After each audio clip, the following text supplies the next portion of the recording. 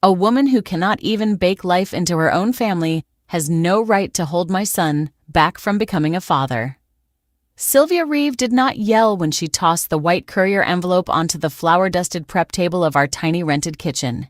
She simply wiped her fingers with a handkerchief, adjusted her coat collar, and tapped the thick paper twice with her thumb. Across the small room, my husband Colton stood by the screen door, staring out at the gravel driveway with his hands jammed deep inside his work jacket pockets, completely silent. For 4 years, I had been his wife. For nearly 3 of those years, I had swallowed bitter hormone pills, endured painful blood draws, and cried myself to sleep while he gradually turned into a stranger, convinced by his mother that my body was damaged goods. I want you to know something right now before I tell you what happened 2 years after that cold morning. I am not a wealthy woman.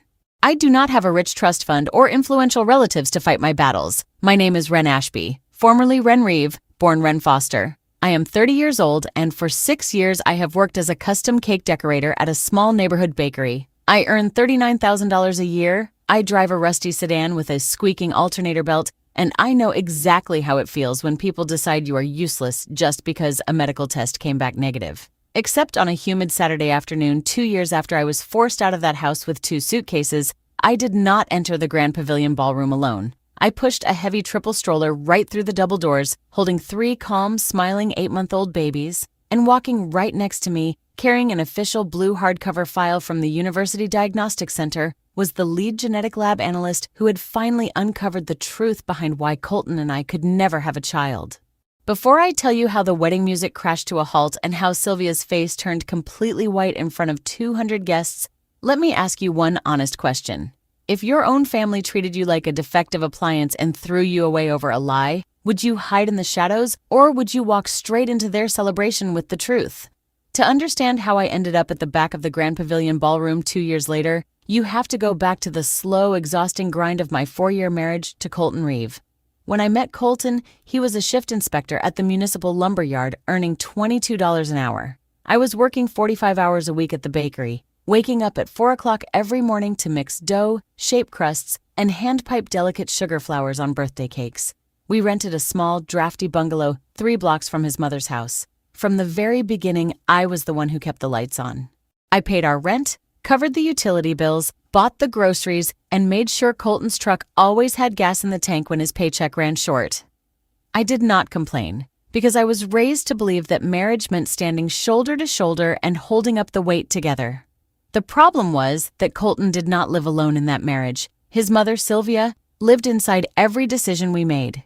Sylvia was a retired logistics supervisor who ran her family like a failing department. She lived in a large, unpainted house that needed a new roof, and she viewed my presence in Colton's life with open condescension. To Sylvia, my job was not a real profession.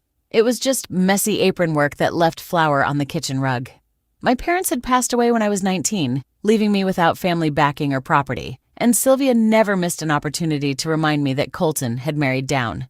During the first 2 years of our marriage, whenever we hosted Sunday family dinners, Sylvia would sit at the head of our small dining table, inspect the roast chicken I had spent 3 hours preparing, and casually remark that women from my background rarely understood how to maintain a proper home. I remember one particular Sunday, 7 months into our marriage, when I'd spent $31 I genuinely could not spare on a recipe from a magazine, a rosemary and lemon roast Colton's father used to make before he passed, thinking it might finally earn me a single kind word. Sylvia took one bite, set her fork down with a small, deliberate click against the china, and told the table that the meat was slightly dry. The way, she said, women who spend all day around flour instead of a proper kitchen tend to overcook things. Colton's Aunt Marjorie laughed softly into her wine glass. His Uncle Pete just studied his plate.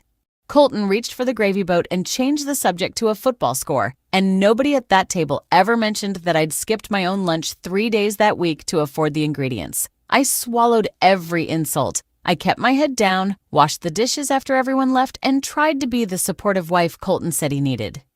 The real nightmare began when we started trying for a baby. After 12 months of trying without success, the atmosphere in our home shifted from quiet tension to suffocating pressure.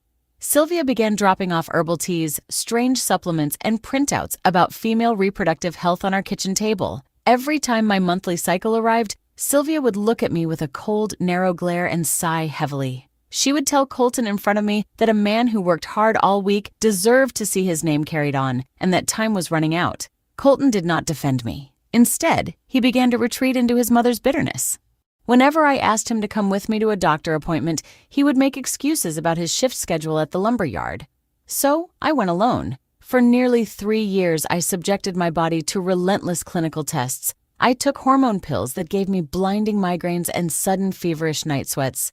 I agreed to painful procedures, ultrasound scans, and blood draws that left my arms bruised for weeks.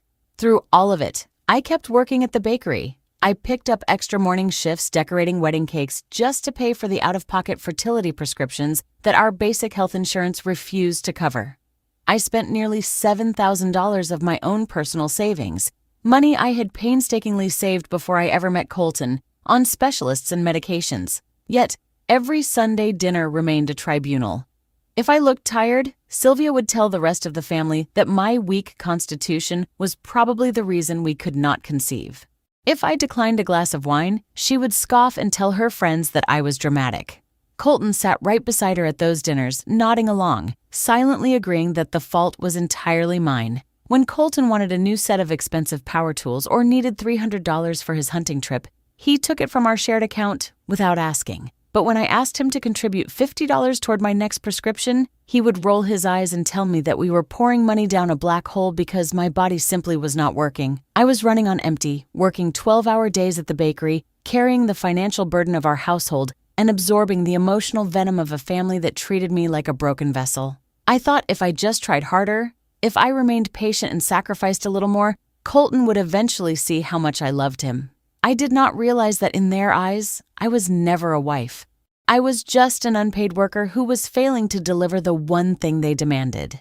The breaking point arrived on a freezing morning in early November. For 2 weeks, Sylvia had been pressuring us to visit a private practitioner named Dr. Harlan Meeks, an old friend of her late brother who ran a small secondary clinic on the south side of town. I did not want to go. I had already seen 3 different certified specialists who had found no clear structural abnormalities, but Sylvia insisted that Dr. Meeks was an expert who knew how to give straight answers.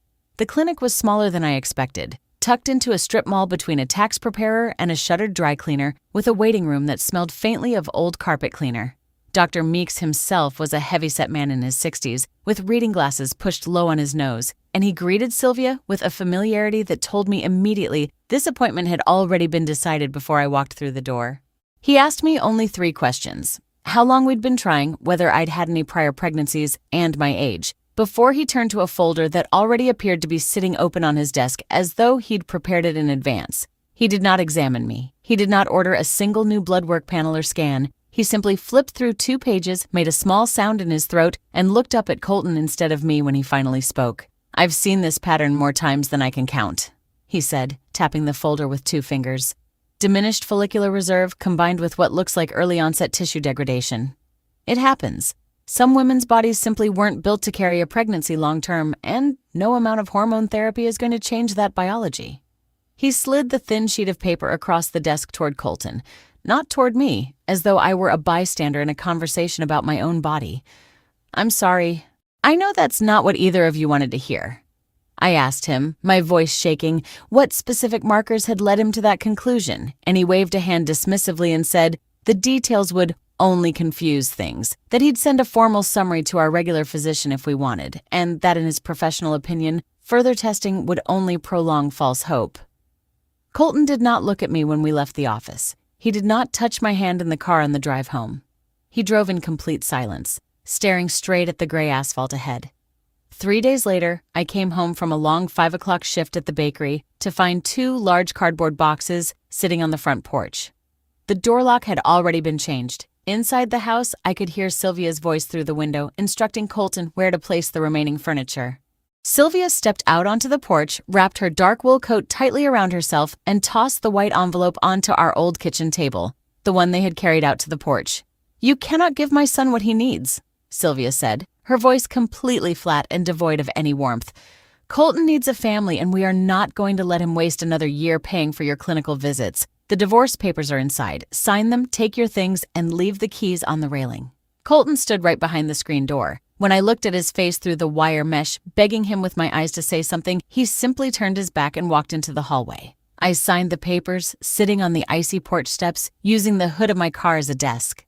I packed my 2 boxes into the back of my old hatchback, drove to a tiny 1-bedroom basement apartment above a laundromat, and spent the next 3 months sitting in silence every evening after work, completely convinced that my body was broken and useless. The truth did not come out until 9 months later. The bakery where I worked was contracted to supply custom pastries for a fundraising gala hosted by the university health system. While delivering the order to the main laboratory building, I met Dr. Callum Ashby, a quiet, methodical lab geneticist and reproductive specialist who oversaw the hospital's advanced research division. When Callum noticed how pale and tired I looked carrying heavy baking trays up the stairs, he insisted on helping me unload the cart. Over a cup of black coffee in the staff lounge, we got to talking. When I casually mentioned my diagnosis of total follicular failure, Callum paused with his coffee cup halfway to his mouth. He looked at me attentively and asked who had made the diagnosis. When I named Dr. Meeks, Callum's expression darkened. He pulled out his laptop right there on the break room table, opened the regional medical registry, and ran a quick check. Dr. Meeks had lost his primary hospital credentials 4 years prior due to procedural irregularities and was under review for unethical patient referrals. "If you want to know the actual truth about your own body, Ren," Callum said calmly, "come to the university clinic next Tuesday. No fee, no pressure. Just a proper, state-of-the-art diagnostic audit." The audit took 3 days. Callum and his laboratory team ran a comprehensive panel. High-resolution genetic mapping, full hormone synthesis profiles, and advanced ultrasound imaging. On Friday afternoon, Callum called me into his office. He did not look solemn or pitying. He looked focused, holding a blue hardcover binder filled with fresh lab readouts. "Ren," Callum said, sliding the binder across the desk, "your reproductive system is completely healthy. Your ovarian reserve is well above average for your age, and there is 0 tissue degradation. You were never infertile." I sat in the chair, my hands trembling as I stared at the charts. Then, Callum pulled out an archived file from the county health database, a record that Dr. Meeks had quietly buried 3 years earlier. It was Colton's original sperm analysis, conducted during our very first clinical visit. Colton's count was virtually non-existent, accompanied by severe structural motility failure. The biological inability to conceive had belonged to Colton all along. Sylvia and Dr. Meeks had deliberately hidden the results, scapegoating me to protect Colton's pride and preserve their family's image, while letting me absorb years of shame, physical pain, and financial ruin.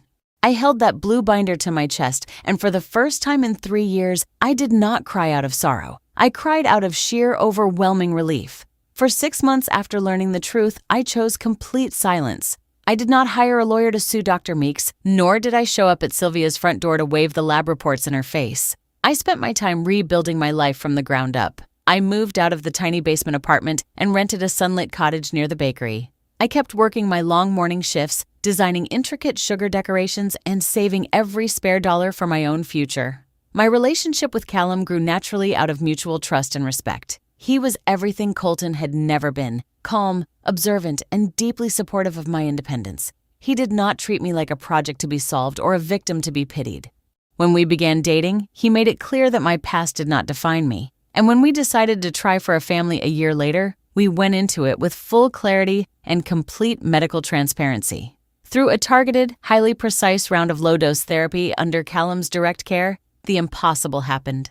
9 months later, in a quiet room at the University Health Center, I gave birth to 3 healthy, perfect fraternal triplets, 2 boys, Liam and Oliver, and a girl, Sophia.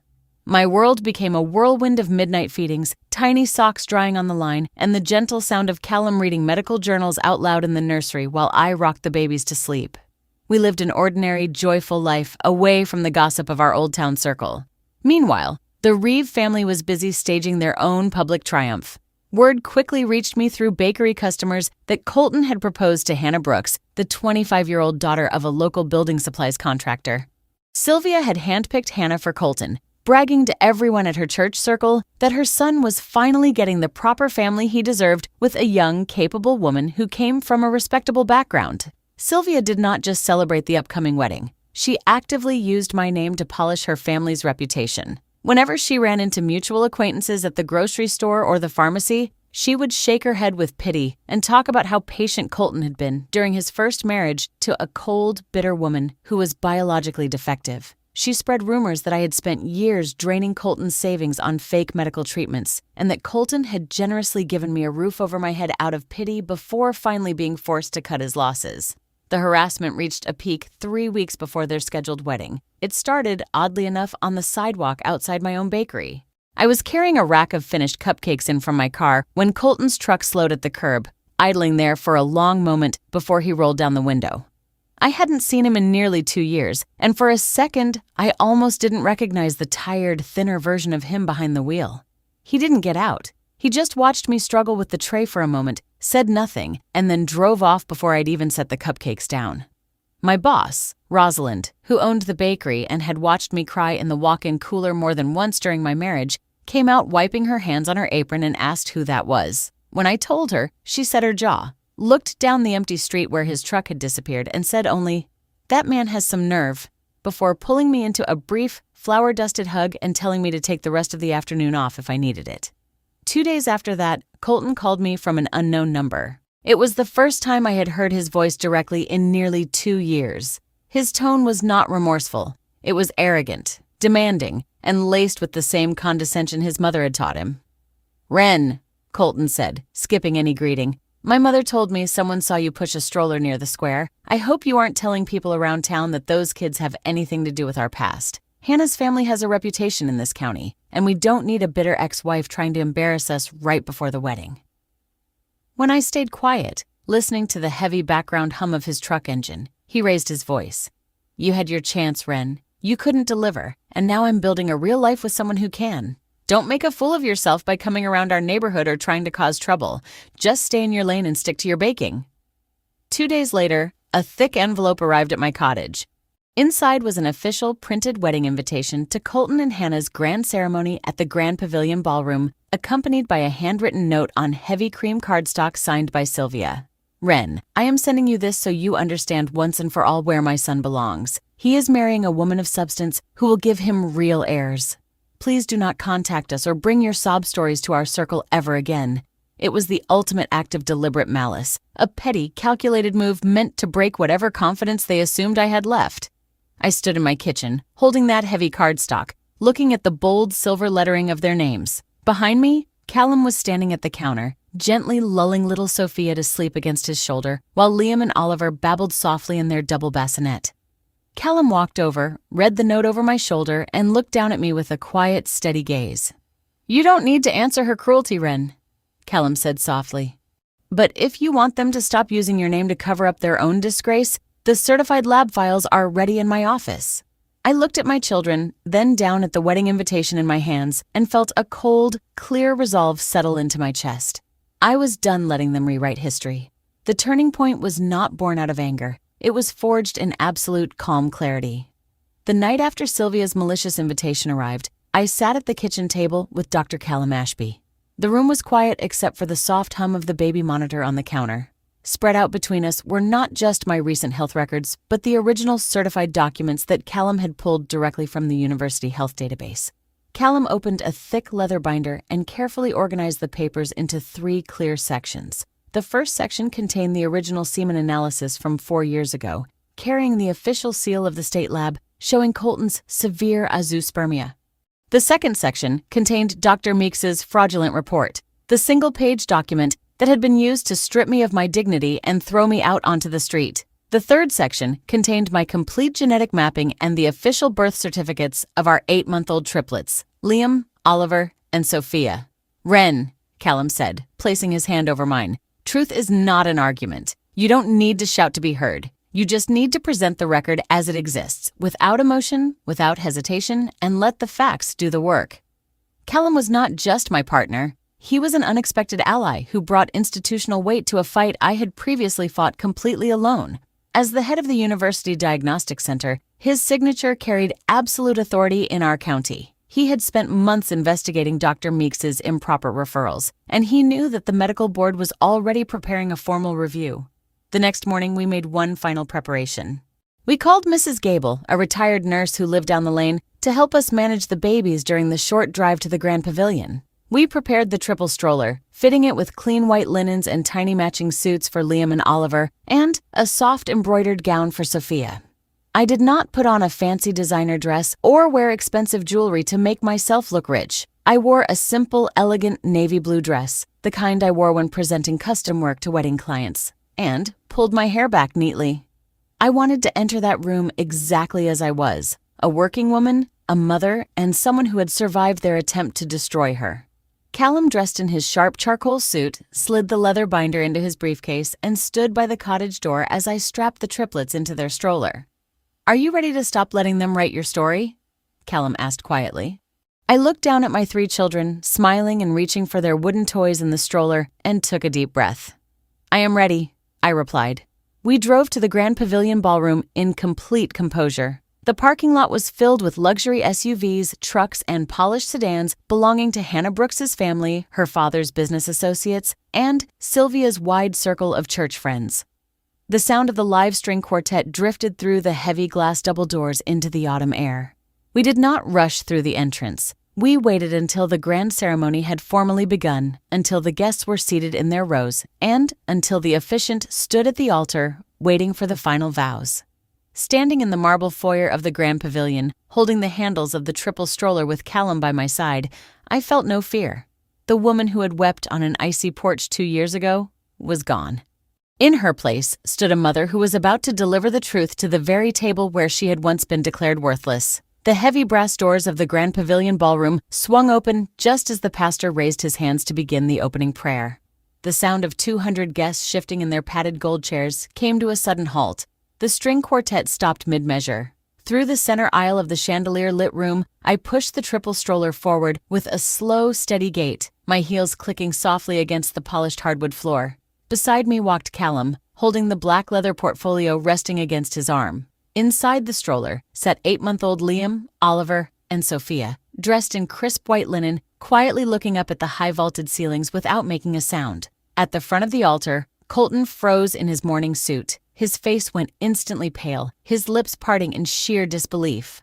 Beside him, his bride, Hannah Brooks, turned around in her floor-length lace gown, her smile fading into confusion as she looked from me to the stroller and then at Colton's shaking hands. In the front row, Sylvia Reeve stood up so fast her silk purse fell to the floor with a loud thud. Her cheeks flushed a dark, blotchy red as she took 2 angry steps into the main aisle, her fingers trembling with rage. "What is the meaning of this insolence?" Sylvia spat, her voice echoing off the ballroom mirrors. "How dare you drag your carnival show into my son's wedding? Security! Get this woman out of here immediately!" I stopped 5 feet short of the front row, looking Sylvia straight in the eye without a single flicker of fear. "Hello, Sylvia," I said, my voice quiet, clear, and carrying effortlessly across the silent room. "I received your invitation. You told me you wanted me to see Colton build the real family I was biologically incapable of giving him." I reached down, gently lifted little Liam into my arms, and held him against my shoulder, where he looked curiously at the sea of stunned faces. "I thought you should meet Liam, Oliver, and Sophia," I continued calmly. "My 8-month-old triplets, healthy, thriving, and biologically mine." A collective gasp rippled through the pews. Hannah's father, a broad-shouldered man in a charcoal suit who owned the regional building company, stepped out from the bride's side of the aisle, his eyebrows drawn into a deep, furious scowl. Before Sylvia could scream another insult, Callum stepped forward into the center aisle. He opened his portfolio, pulled out 3 bound copies of the certified lab records with official Blue State seals, and handed them directly to Hannah's father and the pastor. "My name is Dr. Callum Ashby," Callum declared in a calm, authoritative tone that commanded absolute silence across the room. "I am Wren's husband and chief of laboratory medicine at the University Diagnostic Center. 4 years ago, Dr. Harlan Meeks issued a fraudulent diagnosis against my wife at the request of Sylvia Reeve. Wren was never infertile. The biological incapacity to conceive belonged entirely to Colton Reeve, whose severe diagnostic markers were deliberately suppressed by his mother to scapegoat an innocent working woman. Before I tell you what happened when Hannah's father turned the page and read the certified semen analysis, answer me this one question. If someone tried to destroy your reputation and strip away your dignity to cover up their own cowardice, would you let them carry that lie to their grave? Or would you lay the facts out in front of everyone they tried to impress? Hannah's father scanned the certified document, his face darkening with every line he read. He looked up, glared down at Colton's pale, sweating face, and stepped right up to the altar. Colton, Hannah's father growled, his voice thick with anger. I've built my company for 30 years on my word being worth something. I want you to look me in the eye right now and tell me this document is a lie, because if you can do that, I'll tear it up myself in front of everyone here. Colton opened his mouth, and nothing came out. His eyes darted toward his mother, toward the pastor, toward the exit, everywhere except toward the man standing directly in front of him, waiting for an answer. That's what I thought, Hannah's father said quietly, his voice somehow more frightening for how low it had dropped. Is this authentic? Did you hide a medical fraud from my daughter? Colton couldn't speak. He looked down at the floor, his shoulders slumping, completely incapable of formulating a lie under the weight of the official university seal staring back at him. Is this true, Colton? Hannah shrieked, backing away from him on the altar steps, her eyes brimming with tears of rage. Did you lie to me for 2 years? Sylvia tried to lunge forward, her hands clawing at the air. This is a setup. That doctor is her lover. They forged those papers. Callum did not even flinch. Mrs. Reeve, Dr. Meeks is currently under formal investigation by the State Medical Ethics Board, Callum said coldly. If you wish to challenge these certified state records, you are welcome to do so in court under oath. Hannah ripped her veil off her head, threw her bouquet onto the floor at Colton's feet, and walked straight past him down the side aisle, her mother and 3 bridesmaids rushing right behind her.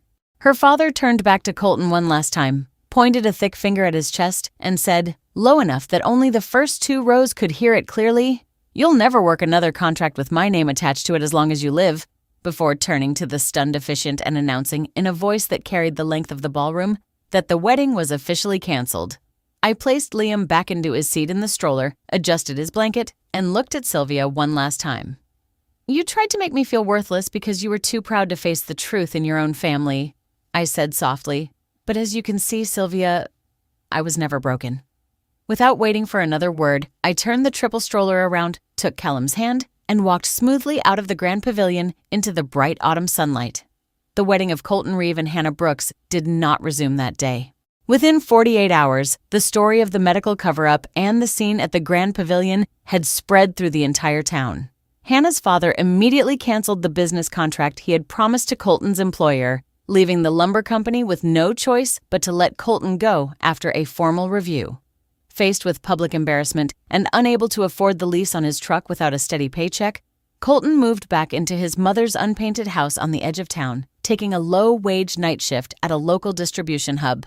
Dr. Harlan Meeks was stripped of his medical license 6 months later following an exhaustive review by the State Ethics Board, triggered by the certified audit Callum had submitted. Sylvia Reeve retired completely from her church committees and social circles. The false prestige she had spent decades cultivating crumbled into absolute silence. Neither she nor Colton ever reached out to apologize, and I never spent a single night waiting for them to do so. As for my life, nothing fundamental changed about who I was, and that was the greatest victory of all. I still wake up at 4 o'clock every morning to go to work at the bakery. I still love the smell of fresh dough, the quiet hours before the sun comes up, and the simple satisfaction of piping delicate sugar flowers onto birthday cakes for working families. Callum and I built a sturdy, warm life in our sunlit cottage, filled with the loud, joyful chaos of 3 growing children, piles of laundry, and quiet evening coffee on the porch. I used a portion of the compensation recovered from the medical board review to set up a small emergency fund at our neighborhood community center, specifically designated to help working women pay for proper, independent diagnostic care when they face unexpected health struggles. I do not look back at those 4 painful years with bitterness or anger anymore. They taught me a lesson that no amount of status or money could ever buy. When people try to measure your worth by what you can give them, or when they try to make you feel defective just to protect their own fragile pride, remember this. True strength is never loud, and generosity is not a weakness. You do not need to fight every battle or shout to prove your dignity. Sometimes, the most powerful thing you can ever do is simply stay true to who you are, keep doing the work, and let the facts crumble their lies in their own time. Because at the end of the day, those who praise you only when you are useful were never holding you up. They were just waiting for you to fall. And the quietest, sweetest revenge is simply living an honest, happy life on your own terms.